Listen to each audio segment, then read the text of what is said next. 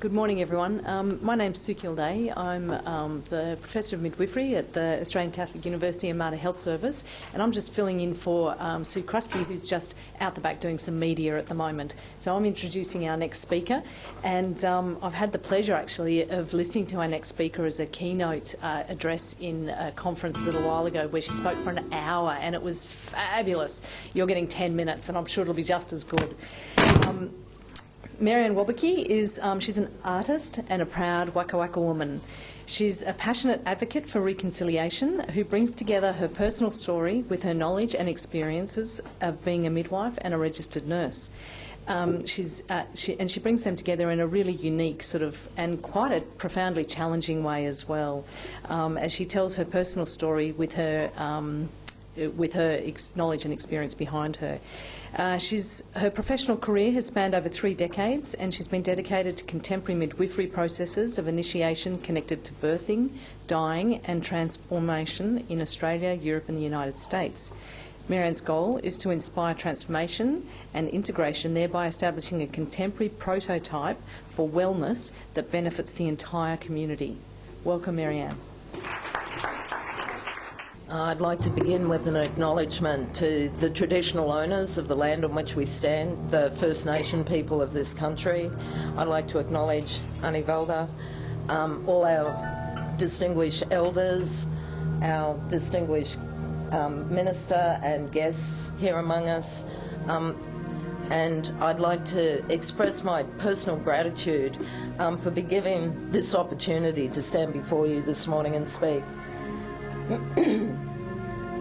I wasn't sure that I'd be able to speak here this morning because my father passed away just 10 days ago, so I'm still feeling very vulnerable.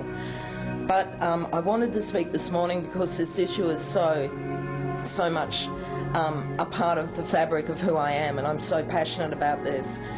My area of expertise is birthing off-country. My maternal lineage is Aboriginal, and much of my story is confronting and challenging, and this is why I'm such a passionate advocate for reconciliation. I needed to reconcile inside my own skin to be able to stand before you today, to be able to work effectively in our community. So I'm here to talk to you about things that we don't often talk about academically, like myth, like imagination, creativity. I wanted to talk to you today about the spell of the Western dominant myth. And I'm not here to bag Western culture, Western civilization. I was reminded in a Monty Python sketch recently about how much we owe the Romans. And there's much that we can celebrate, but there's much that we need to remember as well.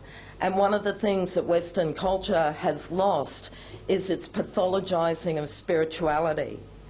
I stand before you today because of the spiritual nature of the planet in which we inhabit. I was adopted at several weeks of age and adopted into a working class white family who were amazing people and gave me so many opportunities in my life. What they weren't able to provide me, though, was cultural safety, a cultural orientation, or a knowledge of who I was or where I came from, because they didn't know. So one of the things that has guided me to being here today is my midwifery practice. And it was my midwifery practice that opened the door for spirituality, for my ancestors to make contact with me, and that's what they did. My grandmothers came to me. And my grandmothers taught me about midwifery in a way that I could never have learned in a book, because my grandmothers helped me overcome the fear and toxicity that I'd inherited. When you look at some of these images, and these images, many of them were drawn before I had any knowledge of my Aboriginality, and the counsellor I was working with suggested that I was vicariously traumatised from working as a midwife. Isn't that a shocking concept? But indeed, this was material coming from the past that was certainly being triggered by the work that I was doing, but ultimately it made me a more compassionate and understanding person, a more reconciled person. What I wanted to talk to you about today was the potential of transformation as well. That in Western culture, we have become addicted to the linear, to endless growth. And we have abandoned the Aboriginal concepts that have nourished this world since the beginning of time, which is the cyclic nature of birth, death, and transformation. This is what brings us back to the grandmother's law, to the knowledge of birthing on country. And this is the very premise of perinatal dreaming for me. This information came to me as dreams, which initially I didn't respect, because I was brought up in a culture that told me that dreams weren't to be respected, that they weren't real.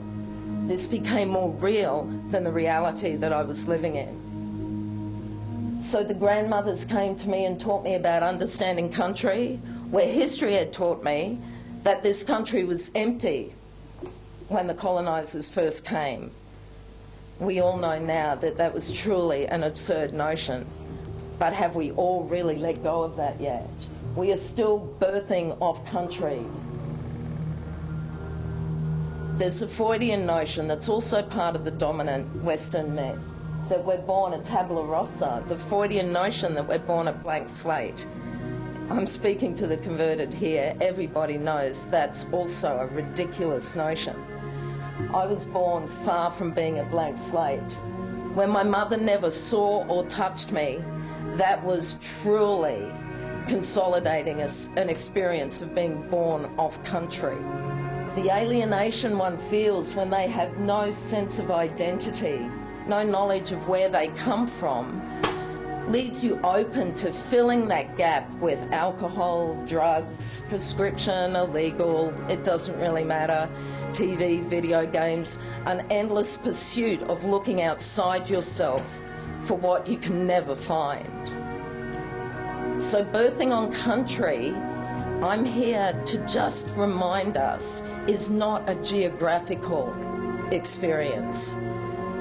Birthing on country in contemporary society has now become an intrapsychic experience. So it means wherever our women birth, we as midwives, as health professionals, have a responsibility to make that ground sacred, to make that ground safe for our women, whether they be Indigenous or non-Indigenous. This is our sacred responsibility. And we're at the point of transition now. This is when the midwife tells you, she turns up and says, no, you can't pack your bags and leave. This is a moment of inevitability, but what we can do here is we can truly influence the quality of what we're going to bring through now.